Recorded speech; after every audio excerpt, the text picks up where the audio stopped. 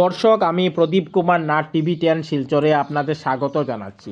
আজকে আমি আপনাদের সামনে একটি খুবই গুরুত্বপূর্ণ খবরাখবর তুলে ধরার চেষ্টা করছি, যা গরিব এবং মধ্যবিত্ত পরিবারে অরুণোদয় লাভার্থীদের জন্য খুবই গুরুত্বপূর্ণ খবর। দর্শক, আপনারা সবাই জানেন আসাম সরকার প্রতি মাসের 10 তারিখ অরুণোদয় লাভার্থীদের ব্যাংক অ্যাকাউন্টে 1250 টাকা করে দেন। জানুয়ারি মাসে অরুণোদয় লাভার্থীদের ব্যাংক অ্যাকাউন্টে 1250 টাকা দেওয়া হয় নাই, কারণ আজ 20 ফেব্রুয়ারি অরুণোদয় লাভার্থীদের অ্যাকাউন্টে আসাম সরকারের 8,000 টাকা করে দেওয়ার কথা ছিল। কিন্তু আসামের মুখ্যমন্ত্রী উনি বলেছেন উনি আজ অরুণোদয় লাভার্থীদের ব্যাংক অ্যাকাউন্টে 8,000 টাকা দেবেন না, বরং আগামী 10 মার্চ অরুণোদয় লাভার্থীদের ব্যাংক অ্যাকাউন্টে উনি 8,000-এর পরিবর্তে 9,000 টাকা দেবেন, অর্থাৎ আরও 1,000 টাকা বেশি দেবেন।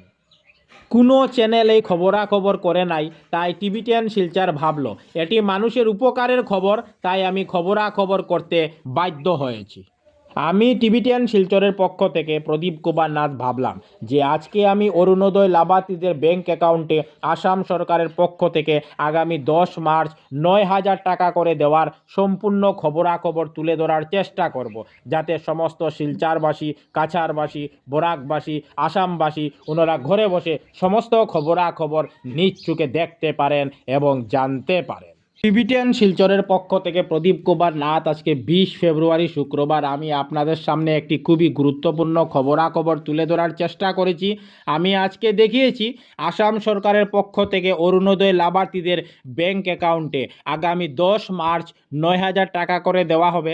আমি সমস্ত খবরাখবর তুলে ধরার চেষ্টা করেছি, কারণ টিভি 10 শিলচর সর্বদা ভালো ভালো খবর, মানুষের উপকারের খবর জনসমক্ষে তুলে ধরে। ধন্যবাদের সহিত টিভি 10 শিলচর প্রদীপ কুমার নাথ। ধন্যবাদ।